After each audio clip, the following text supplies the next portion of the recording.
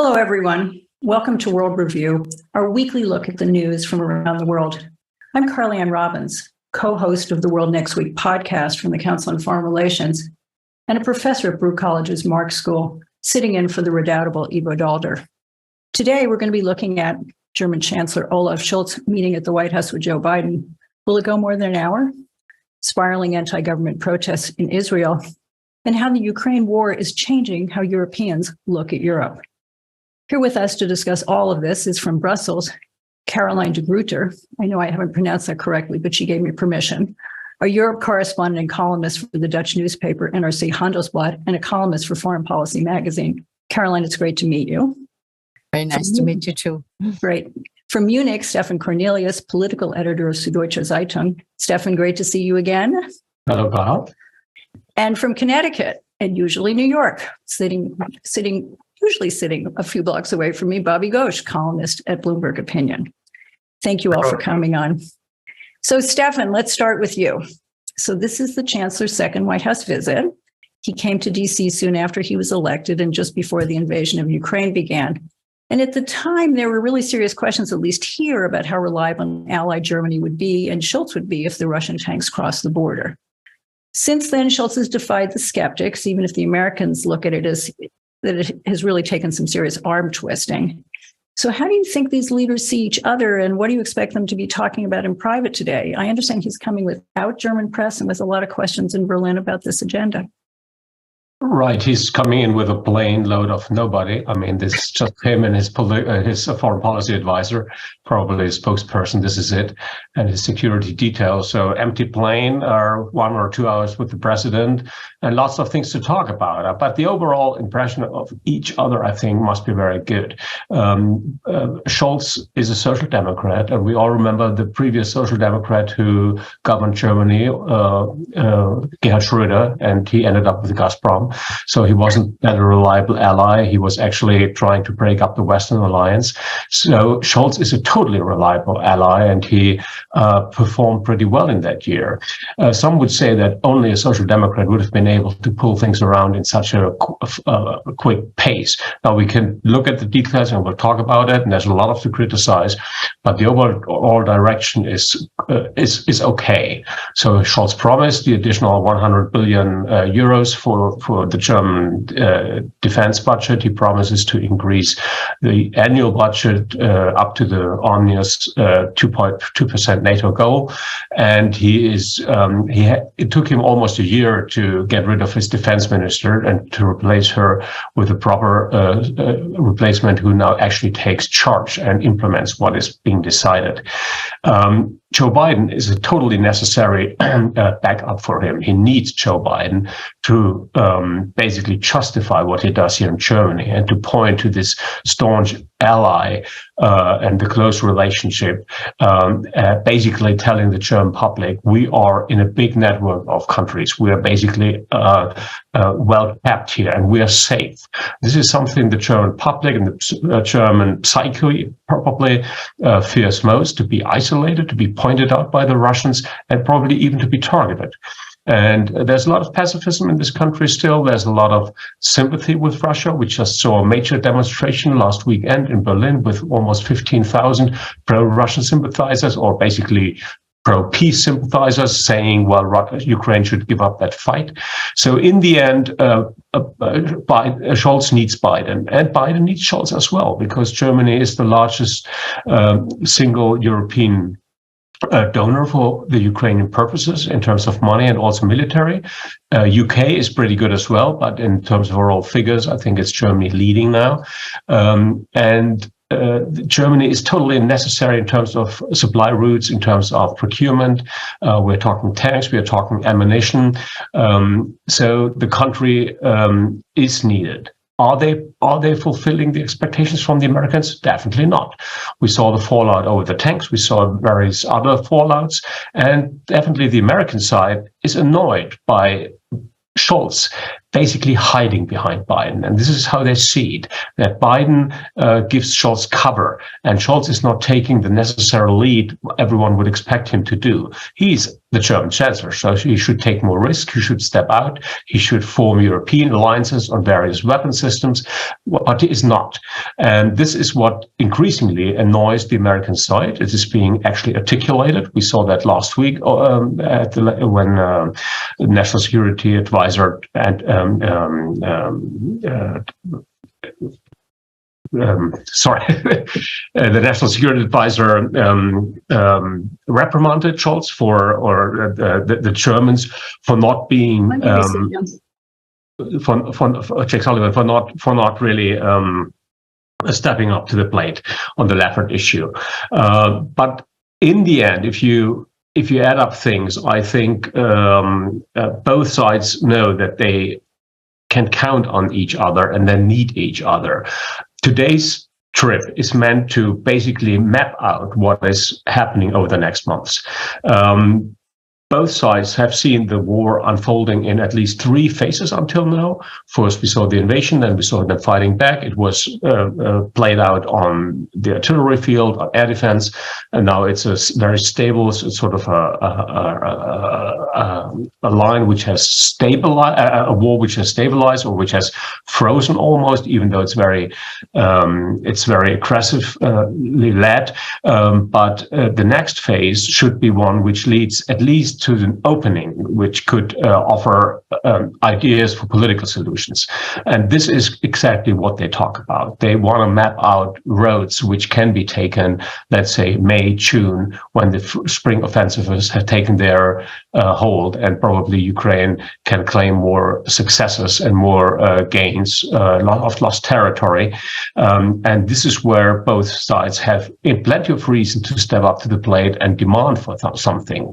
Germany, because public pressure is increasing, and we are definitely running out of ability to help, especially on ammunition and other hardware, and the American side for the sake of the timetable. The election is coming closer. President Biden has to decide whether he runs again, and coming that fall, we most likely will see a different political mood within the US, which will not that easily support the war.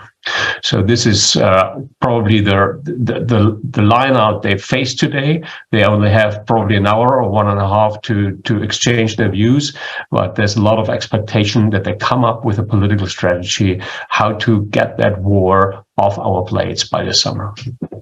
So, Caroline, I want to go over to you for a minute, and maybe you and Stefan can, I don't know if you disagree or will reinforce each other. Do you think it's all about Ukraine, this meeting today, or is China going to creep in there, or trade issues going to creep in there? Yes, probably China is going to creep in there, because this is still enemy number one, of course, for the Americans. That's for sure. And the Europeans are reluctant. They don't want to do the same thing with China as what they did with Russia during the past year. Because they suffer from Russia sanctions, but they have much more trade with China going on than with Russia. Russia, the economy is as big as the economies of the Netherlands and Belgium combined, and probably even smaller. Maybe it's just the Netherlands now, so it's negligible. China is not, and I don't think they want this issue to go the same way. I look at it actually more from, at Scholz's visit, more from a European angle, because what you see is that Scholz is going alone, and a German Chancellor hasn't done that. I mean, he has, or she has traveled alone to Washington, but not on a geopolitical mission. And I think that's what he is on. In Europe, especially on geopolitics, security issues, defense issues, Germany never, for historical reasons, never has wanted to lead, right?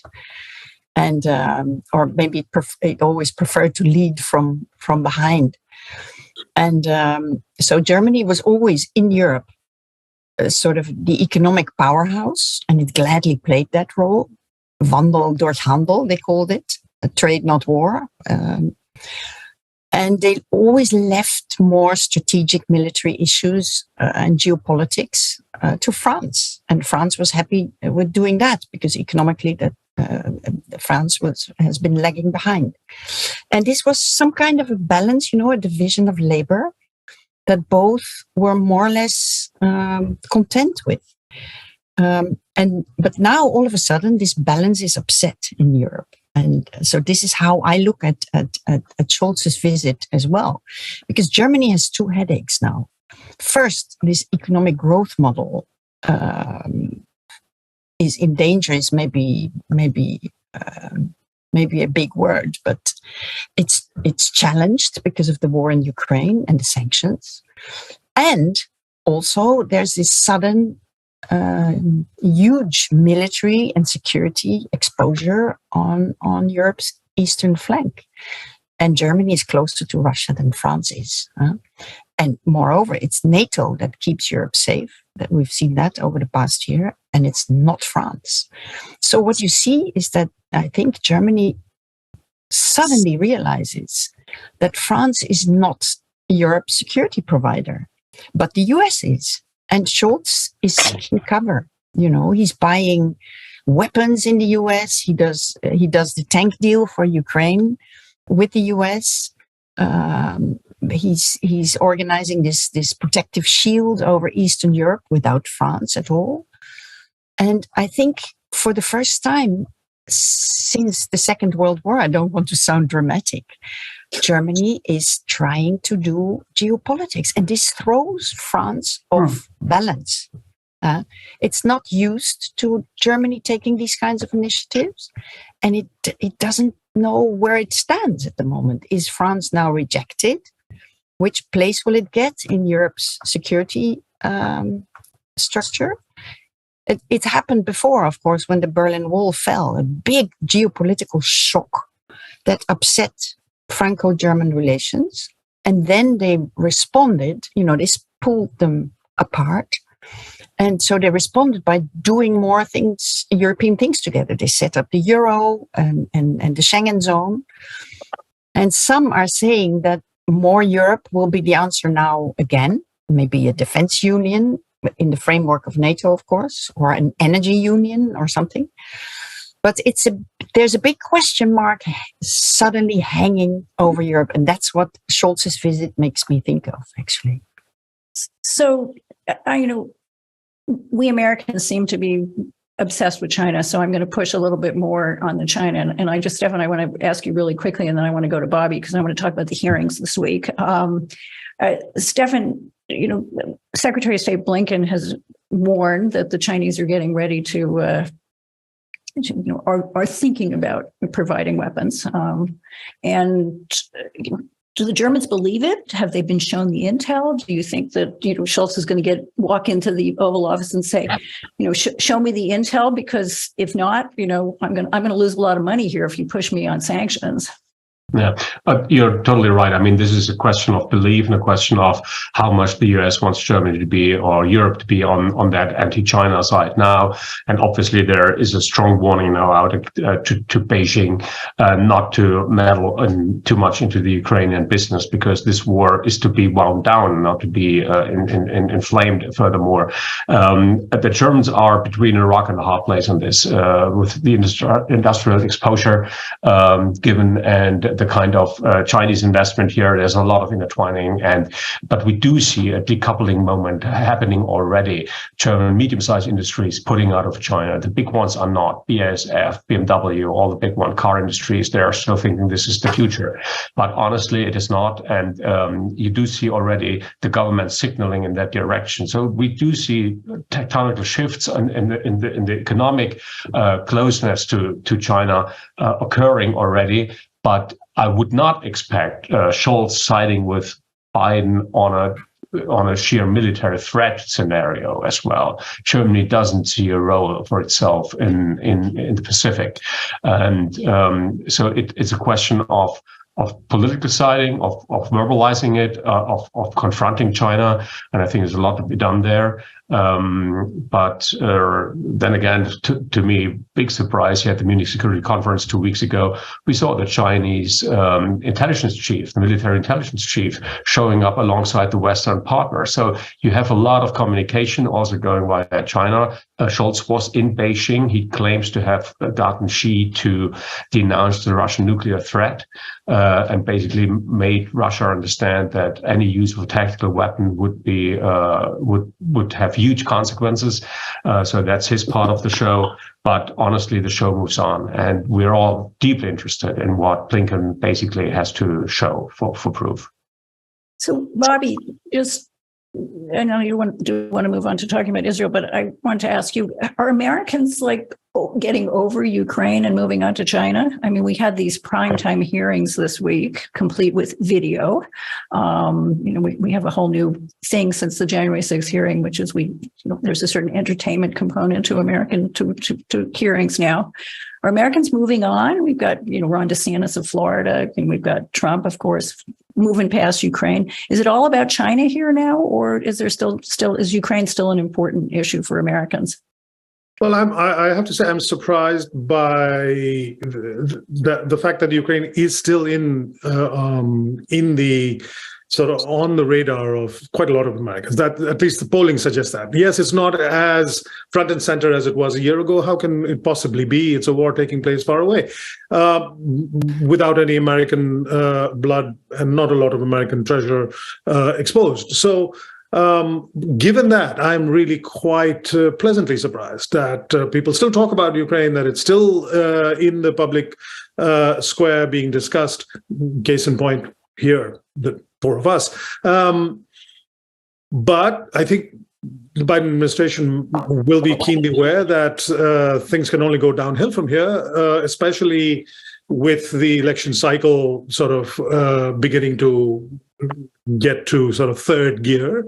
And that's going to be the backdrop in which Biden sort of meets Scholz. I think he's going to want Germany to do more and more, but as Stefan laid out, that's not going to be necessarily possible. But I think Biden is keen to make sure that the pressure on Putin does not waver, even when American attention to the conflict sort of fades. The only way to keep that pressure on Putin without the U.S. is for the Europeans to do it and for Germany to take the leading role. And that's what he's going to ask. So I'm sure the Chancellor is arriving in Washington with his, I'd love to, but answers in his pocket, because he must know that's what Biden's going to ask. By the way, can I ask the group in general, why is this just a meeting for an hour? This is the Chancellor of Joe Biden. Joe Biden's incapable of having a meeting for an hour because he'll talk for an hour. This is the president. This is the Chancellor of Germany. This is the most powerful figure in Europe. There's a war going on in Europe. The president of the United States has got to give him more than an hour, even if that means taking a nap in between, for crying out loud. Oh, come now. This is very mystifying. Let's do them. I'm cynical enough, having covered these things. I think they'll put an hour on it, and then they'll say, "Oh, it went so well. It went for 3 hours, and we had lunch." Yeah, that's how it works. But Bobby, I mean, let me ask you a question, because I'm really. If you get the sound bites here, you more and more get the impression that we are seeing the morning light of the campaign coming up. All the unwavering support from both sides of the aisle for the war, which we saw here during the Munich conference, 135 members of Congress being here, both sides supporting Ukraine, whatever it takes. All of a sudden, you hear those doubts, and you hear that Biden is sort of trying to rally the troops as long as he can, because probably after summer things might be over. Is this something Putin can count on, that basically domestic support will disappear and then the war is decided? Well, I don't think Putin can count on that. There are a couple of things that happen, particularly in any kind of conflict and a war. we live in a very visual age. There is always a possibility of shocking new visuals that will grab attention and bring everything back into focus. An incident on a battlefield captured on a cell phone video now has the ability to get international attention very, very quickly, and these things can be very, very unpredictable. To your point about the Munich conference, that was the other place. The other thing I was really quite pleasantly surprised by how much bipartisan that was on display there, and that's just a couple of weeks ago. So I think the grown-ups in the rooms in Washington, and it's not just the one side of the aisle, the grown-ups in the rooms appreciate the importance of holding the line, and that's something we have not seen on a lot of policy fronts in many years now, that kind of unanimity. So I'm trying to cling to some sense of optimism about that, and I haven't yet reached the stage where I've sort of thrown up my hands and given up hope on that. But you see the same thing in Europe as well. Yes. Many people over the summer, you have lulls sometimes. Many people over the summer predicted that, there's fatigue. This word was coined all the time. But it holds. It holds. And the people who are against it, like with pandemic measures, they get louder and they start taking to the streets and so on. But it is a small minority, and still support for what we're doing in Ukraine, and direct support for Ukraine is holding up. It's amazing. Let's hope. So let's move on to Israel, and we're going to come back to Europe in the end. I'm sure Ukraine will be central to that conversation too. Yeah. So the nearly perennial Israeli Prime Minister Bibi Netanyahu and his coalition, which has been called the most right-wing in Israeli history, is pushing forward a series of, and I am not going to call them reforms, judicial changes. And, it's going to take away every check and balance that there is in the system. And protesters have been coming out in massive numbers, 160,000 in Tel Aviv last weekend. And this week you saw, talking about shocking images, Bobby, police using stun grenades and water cannon against protesters. And even, you've got veterans of an elite Israeli military intelligence unit are publicly threatening to refuse to perform their reserve service in protest. What's going on? Is Israeli democracy unraveling before our eyes? Well, it's certainly facing the greatest challenge it has faced in all the years that I've followed Israel. It has been leading up to this, the sort of cleavage of Israeli society into the extreme right and the sort of the old secular part of the country. And Bibi Netanyahu has played to the right so long and with such what's the right word, shamelessness, that I think this day was coming, and as often happens in this case, things begin to unravel slowly and then all of a sudden. And I think that's what we're seeing. And serious people in Israel, the former leader of the Shin Bet, among them, are already talking about the prospects of a civil war. That I would never in a million years have dreamt that expression would have been used in Israel. What Netanyahu is trying to do is not judicial reform so much as capture, and he is counting on the nature of Israeli politics, the fact that there is no clear majority in parliament, to help him pull this off. But I am reassured by the resistance to this in the street. And you pointed out 150,000 people. Every Saturday for 8 weeks now, there have been more than 100,000 people protesting in the streets. That's serious. Not just, that indicates not just the depth of the feeling, but also the determination to not go quietly into the night. And I'm again, I seem to be playing the part of the person who sees the glass half full in this discussion, but I am kind of reassured by that. Against that, you have in Netanyahu's cabinet now senior ministers who use language that, frankly, is an incitement, and it's unleashing the forces, the darkest angels of society within Israel, Again, I'm paying close attention to people within the country and what they're saying in their interpretation. And the commander of the IDF's sort of command center described what happened earlier in the week in a village in Palestine as a pogrom by Israeli settlers. We're used to the Palestinians using language like that and the Israelis being defensive about it.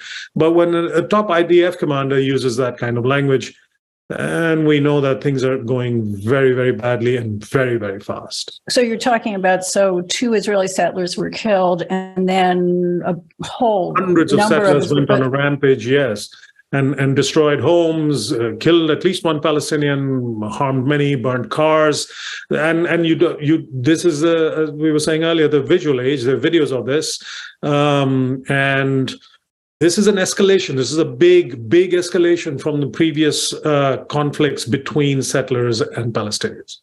And you see these two things as related. You see that what's going on, because the protests in Tel Aviv do not have anything to do with a two-state solution, have nothing to do with Palestine. It's all about the judicial reform. But you see these two things as related. I think that they're related insofar as they're telling us about where Israeli society is right now. You have the extremists, the settlers here sort of representing the extremists, and you have the sort of old secular core, which is represented by the protests against judicial change.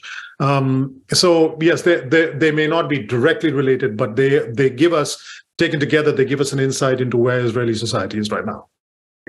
So, Stefan, what is happening is making Washington very nervous. And, the U.S. usually avoids any criticism of Israel, but President Biden gave a statement to the New York Times pointedly endorsing the separation of powers having to do with the judicial changes. And U.S. Ambassador to Israel, Tom Nides, urged the government to slow down a little bit, bring people together, try and build some consensus. I mean, it's still softly, but it's unusual for the Americans. Are we hearing anything from Europe about what's going on domestically inside of Israel and from the government? Definitely not from Germany right now, because the situation here is even more complicated for obvious historical reasons. Israel is the nation which is under sort of the auspices of special relationship and of sort of historical a historical burden which Germany will never ever cease, will never ever give up. I mean, the duty to protect or to stand behind the government is sort of a national demand. Nevertheless, you do hear huge concerns. We haven't talked about the other side sort of development, which is also not unimportant, which is Iran. Israel is trying to increase pressure on the European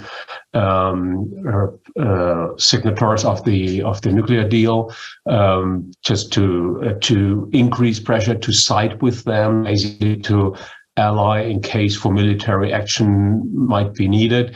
So my reading is that two scenarios are being thought about here in the German government, or I think so also on the European level, where JCPOA is a hot topic. One is that Netanyahu might try to break out of the quagmire by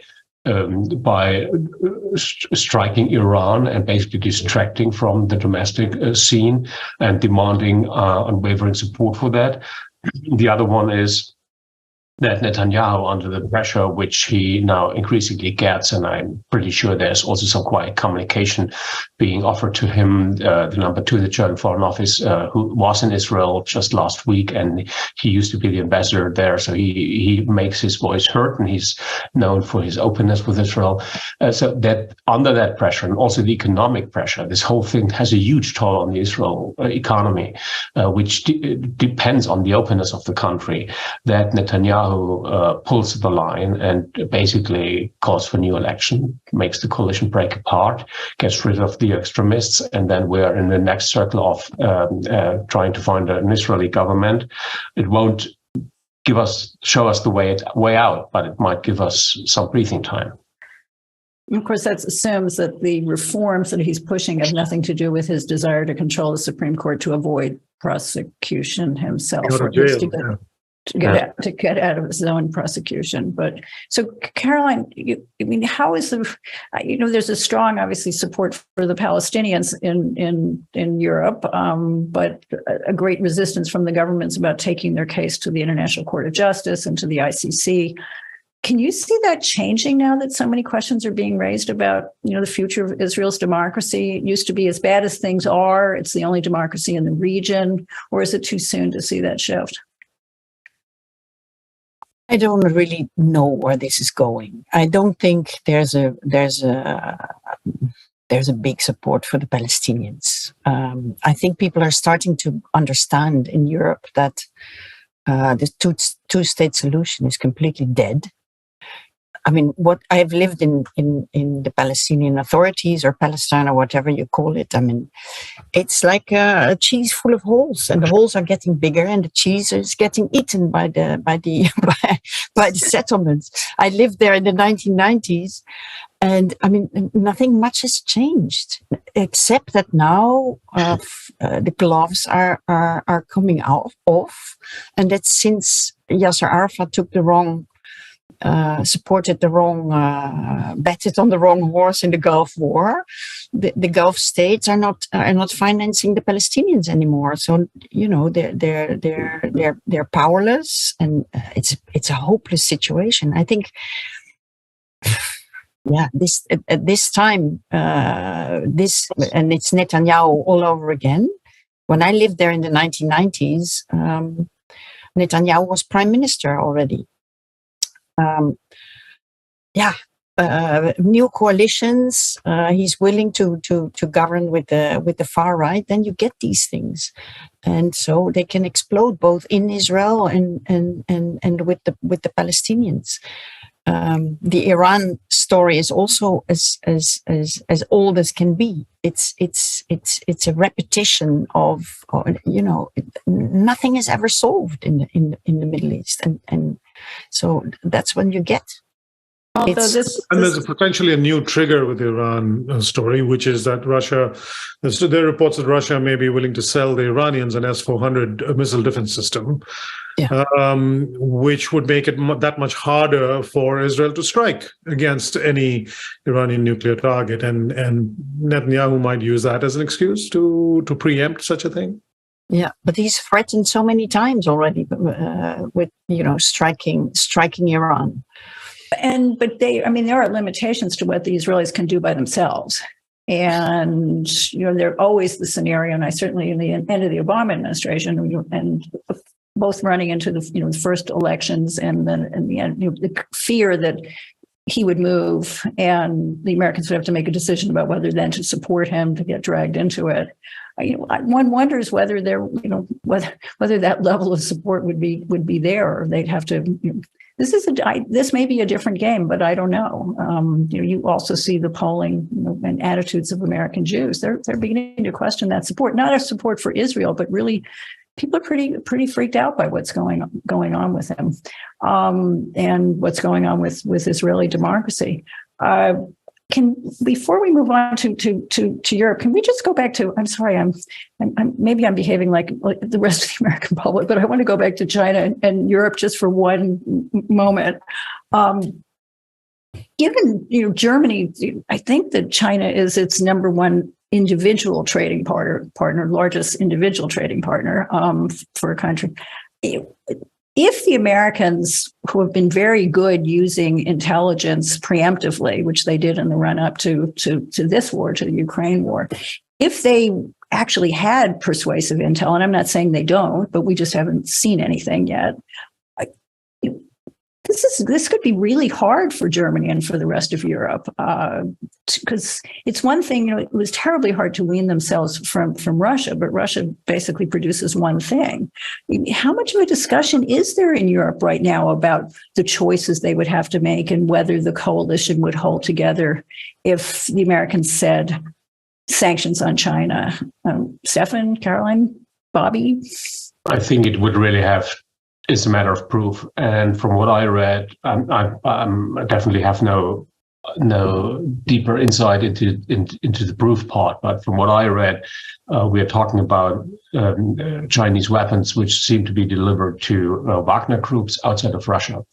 And since those Wagner groups are out there in a limited number, mostly in Africa, well, they need weapons, and I'm pretty sure they get supplied, but they procure them on their own. That is basically a mercenary troop within the Russian state apparatus, and we do know from the Ukrainian battlefield how much the Wagner people are basically in an internal fight with the Russian official army.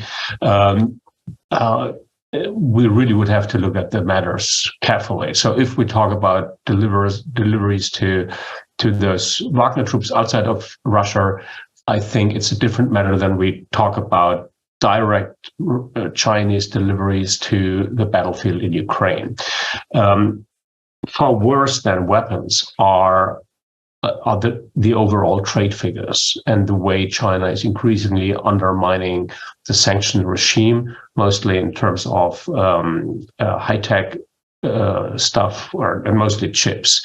What Russia is most in need of are steering chips, are some kind of intelligent chips which can be used for their T-90 tanks and for their cruise missiles.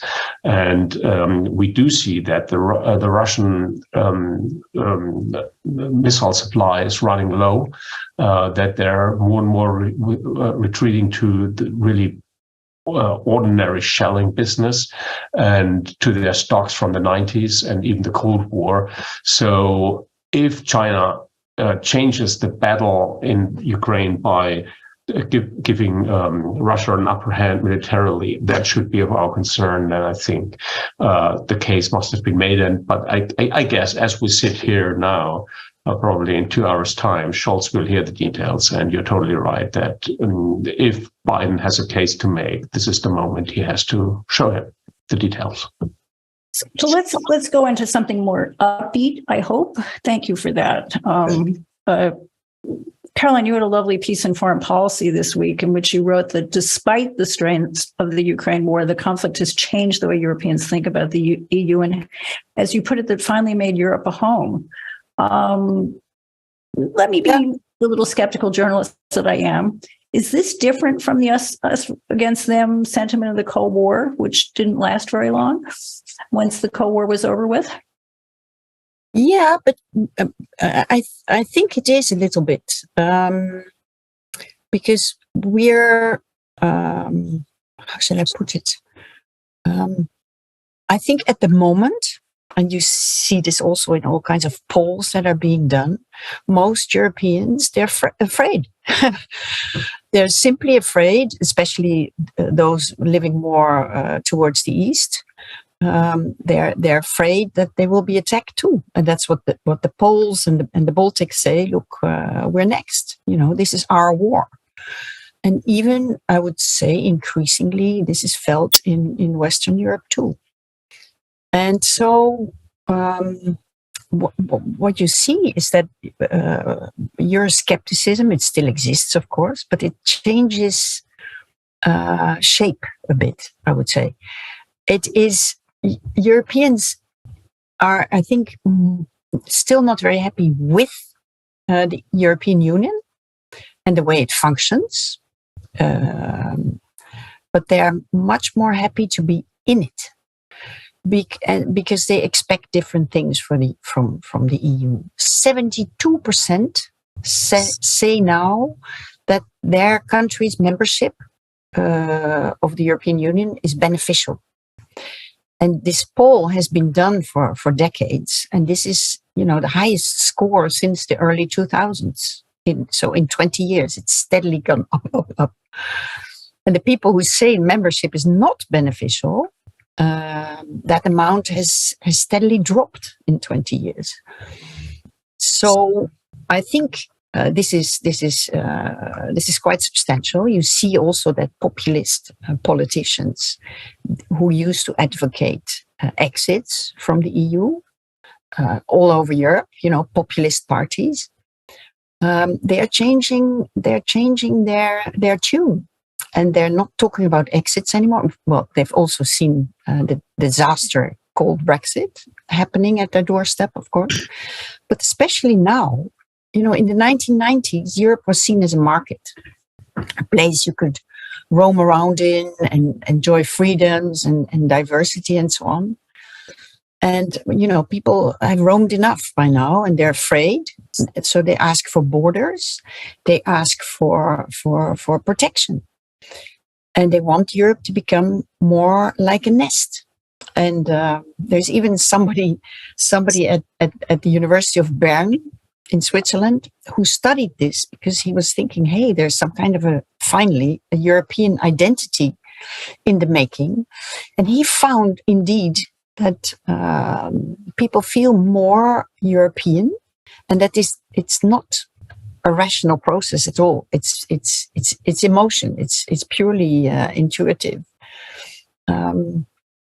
So yeah, I think it's a well-known mechanism. Of course, the Dutch provinces who hated one another, they got together thanks to the common enemy, the Spaniards at the time, and same for the Swiss cantons, who struggled against the Holy Roman Empire, and they're still together too. So yeah, there's something interesting going on here. I think it's not a very romantic story, but it's an interesting one. So, Bobby, Ukraine has brought the Europeans together. It's brought the US and Europe closer together. But as you have written, it has also revealed a really profound divide between the West and the rest of the world, certainly the global South. And we saw it last week in the UN General Assembly vote demanding that Russia leave the Ukrainian territory. 141 countries voted in favor, but 32 countries abstained, mainly from the global South. South Africa abstained again. And as the vote was going on, the South African Navy was holding military exercises with Russia and China. Yeah. Why are so many of these countries unpersuaded by this case against Russia when the Europeans totally get it, when we get it? And what, if anything, can be done to change their minds? Well, there are several reasons for this. One is that they're not in the middle of the fight themselves. It's not happening in their backyard. There are colonial legacies that make them dubious and suspicious of the West when the West comes to them and say you should support this side and not that side. There are historical ties, particularly in countries that overcame colonialism. There are historical ties with the old Soviet Union, and Moscow, ironically, not Ukraine, but Moscow benefits from those ties.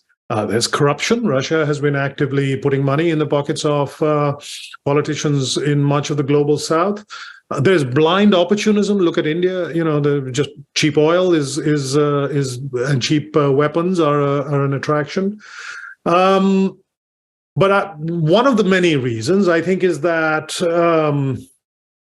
for perfectly understandable reasons, Ukraine hasn't made its case to the global South. Ukraine has done very well. Zelensky has been brilliant at this in making its case to the West. And that has to be his priority, because the West is where he's going to get the support he desperately needs to keep his country whole. But the argument I made in my column last week is that now in the second year of the conflict, he must make a stronger effort to make his case to the wider world, to the global South. And he has a strong case. He should be able to tell them, look, I am facing the threat of colonialism and imperialism that you know very well. You should be supporting me. I am facing, I'm being caught in the middle of this sort of imperial argument about a sphere of influence, which you know very well what damage that can do to a place and to a people. You've particularly in Latin America, there's so many people for whom sphere of influence is a trigger phrase. He should be able to use those arguments and Ukraine's own connections to the global South to make his case. He hasn't gotten around to doing so himself. He has very few diplomatic resources in the whole of Africa. For instance, Ukraine only has 5 ambassadors. Ukraine is not used to being part of the global conversation in the way that Russia is. Lavrov has been traveling everywhere. He has name recognition. He has bags of money. Ukraine doesn't have a Lavrov-like figure. Now, the West can't make that argument for Ukraine to the global South because that will immediately be sort of rejected out of hand because it's coming from, the messenger matters. And part of the thinking has to be from Ukraine that if Ukraine doesn't have the resources to do it itself, perhaps it can get help from Eastern European countries in the periphery of the old Soviet Union, who can tell this story convincingly without sort of raising suspicions in the global South, and that's something that he really ought to consider. It's a very difficult and complex public relations exercise, but I think it needs to be undertaken. It needs to be started. And it has to. It will play an important part, I think, in whenever that time comes to bringing more pressure on Putin and bringing, hopefully, this war to a close. So we have 1 minute left, but can I add something? Oh, I'm going to actually throw another question to you. I'm going to do my final Jeopardy thing. So everybody gets 20 seconds, which is if Biden and Schultz walk out and they tell us what they talked about, and certainly, Schultz is going to have to. They're going to have to at some point brief the press. What's going to be what do you think the most significant news story is going to come out of this meeting? Caroline, you go first. The West is strong. Okay. Is that short enough? The West über alles. Okay. No, the West is strong. Okay. It's not the same, luckily. Bobby.